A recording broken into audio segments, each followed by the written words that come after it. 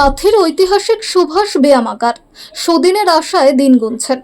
একসময় নিয়মিত শরীরচর্চা করতেন মুখ্যমন্ত্রী। আজ ধুঁকছে শহরের প্রাণকেন্দ্রের ঐতিহ্যবাহী শরীরচর্চা কেন্দ্র। পূর্ব মেদিনীপুর জেলার অন্যতম ঐতিহ্যবাহী ও শহরের প্রাণকেন্দ্রে অবস্থিত কাথি সুভাষ ব্যায়ামাগার বর্তমানে তীব্র আর্থিক সংকটের মুখোমুখি।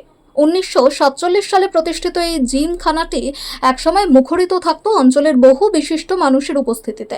বিশেষ করে রাজ্যের বর্তমান মুখ্যমন্ত্রী শুভেন্দু অধিকারী দীর্ঘ এক দশকেরও বেশি সময় ধরে এখানে নিয়মিত শরীর চর্চা করেছেন।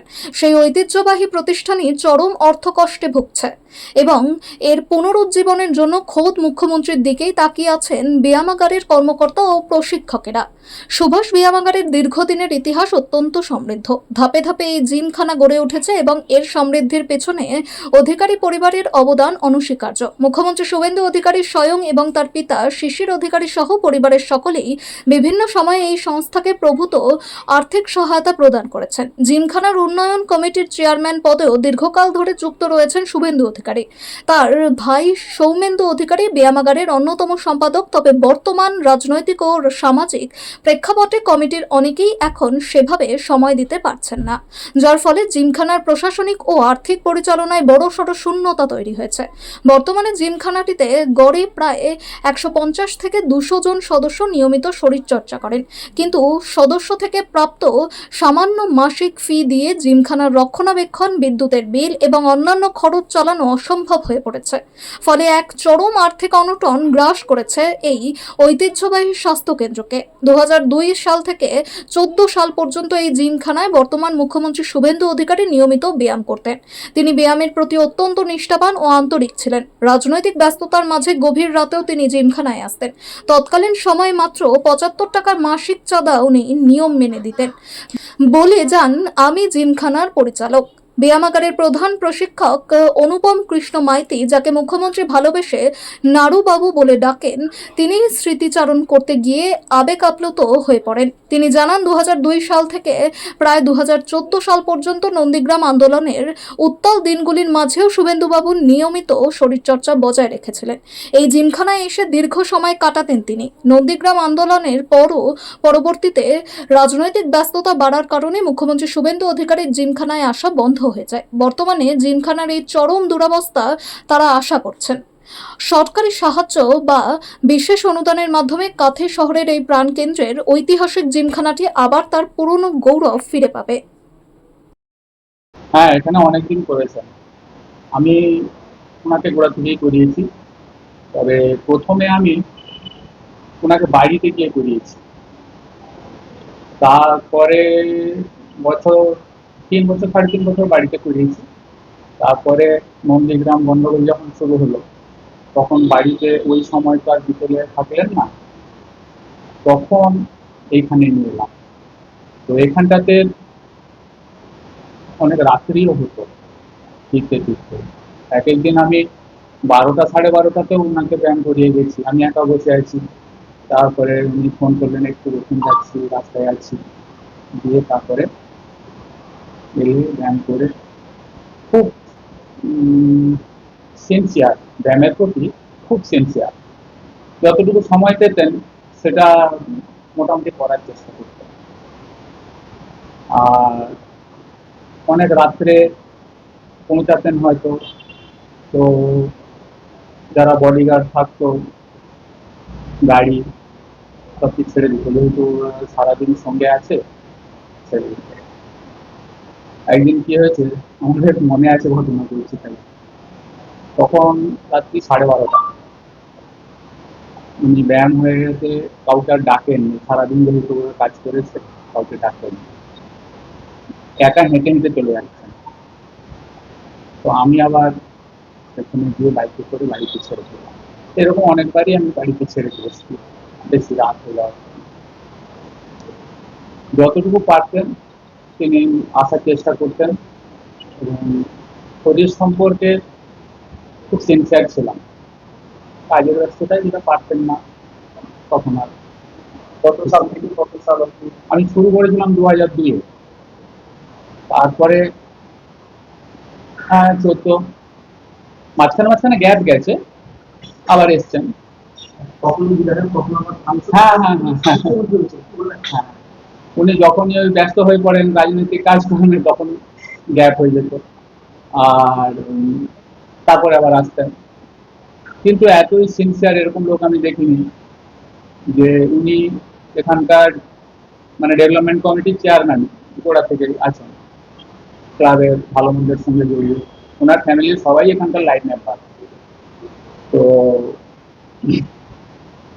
হয়তো গ্যাপ হয়ে গেছে কিছুদিন, তো উনি আসবেন, তার আগে তার এখানে পিএস অঞ্চল আছে তাকে পাঠিয়েছিলেন, তো যাও মান্থলি চাঁদা যা বাকি আছে সেটা দিয়ে আসে।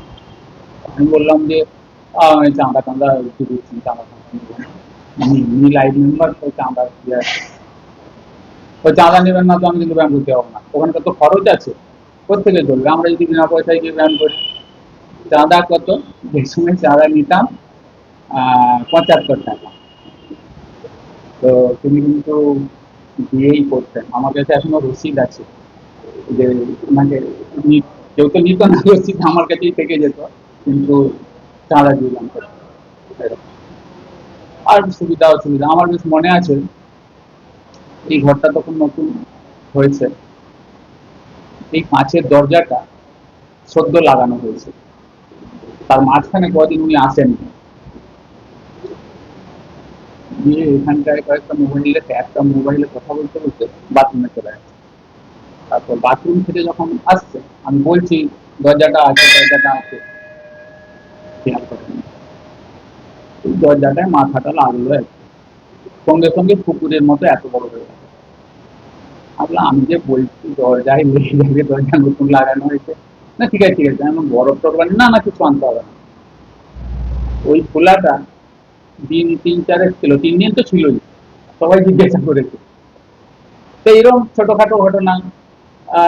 এখানে সবাই রাখি পরিয়েছিল, আমাকে টাকা দিয়ে গেলেন, বললেন যে সন্ধ্যাবেলা একটা ফিস্টের মতো ব্যবস্থা করো, একটা খাওয়া দাওয়া।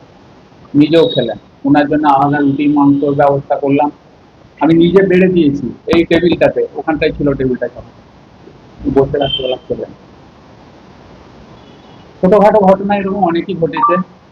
এখন তো যদি রাজ্যের পুরাতন পরিকল্পনা মুখ্যমন্ত্রী হয়েছে, আপনি কি মনে করছেন যে আবার উনি এখানে এলে উনি এখানকার মতোই করবেন, ওনার মনে সেই মান অহংকার নেই যে উনি বিরাট কিছু হয়ে গেছেন। একটা কথা উনি সবসময় বলতেন যে এটা একটা স্বাস্থ্য কেন্দ্র, এবং পুরনো 1947 সালে এই সংস্থার জন্ম, আমার বাবাই এর প্রতিষ্ঠাতা এই দেশে। তো উনি আমার বাবাকেও খুব সম্মান করতেন, খোঁজ খবর নিতেন। তো এখানে এলে উনি এখানকার মতোই চলবেন, আর এখনো যদি আসেন আমি আশা রাখবো যে উনি আগের মতোই আসেন, এবং স্বাস্থ্য সম্পর্কে উনি যথেষ্টই সচেতন। নিহাত যখন সময় পাচ্ছেন না, আমি বলেছিলাম যে একটু হাঁটবেন, না হলে তো সেই হাঁটাটাই এখন কিছুটা ধরে রেখেছেন। খাওয়ার পরেও রাত্রেবেলা একটু হাঁটেন দেখেন, অন্য সময় চেষ্টা করবেন। মুখ্যমন্ত্রী হওয়ার পর যোগাযোগ কথা হয়ে না, তারপরে আমার সঙ্গে যোগাযোগ হয়নি, মানে আমারও সেরকম দরকার হয়নি, আর আমিও চেষ্টা করিনি। জানি একদিন না একদিন তো আসবেন এখানে পুরোনো জায়গায়। যোগাযোগ করবেন। যোগাযোগ তো করলে করা যায়, কিন্তু ব্যস্ত মানুষ, আমি ডিস্টার্ব করি না। হ্যাঁ, ওনার বাড়ির সবাই মোটামুটি এখানে যাওয়া আসা দেখলেন তো, ওখানে নেম প্লেটে সবাই এখানে সহযোগিতা করেছেন মাটি করার জন্য, এবং এখানটাতে উনি আছেন, ছোট ভাই সৌমেন্দু বাবু, উনি এখানকার সেক্রেটারি, বিশিষ্ট ব্যবসায়ী শুভজিৎ মন্ডল, উনি এখানকার সেক্রেটারি, আর সুমিতা সিনহা, উনি এখানকার অ্যাসিস্ট্যান্ট সেক্রেটারি। কিন্তু ওনারা যে আছেন, ওনারা বর্তমান রাজনৈতিক প্রেক্ষাপটে যেভাবে চলছেন বা যেভাবে আছেন, এখানে যখন কমিটিতে আছেন তখনও ছিলেন, হয়তো অন্য ক্ষেত্রে ছিলেন, তো ওইসব দেখে ওনারা এখানে থাকেন। ওনারা এটা কাঁচির পুরনো সংস্থা, যাতে ঠিকমতো চলে, সুবিধা অসুবিধা দেখেন, আর যাতে বন্ধ হয়ে না যায়, বা সরকারি সাহায্য সহযোগিতা যেগুলো ওনাদের দ্বারা সম্ভব সেগুলোও করেন। আছেন আমাদের দেখুন, ভর্তি সবসময় হচ্ছে, কিছু চলে যাচ্ছে, এরকম অ্যাভারেজ 150-200 তো আছে। তো আছে। আমাদের এখানকার আম, বর্তমান আর্থিক অবস্থা খুবই খারাপ, তো তার ভেতরেও চলছে।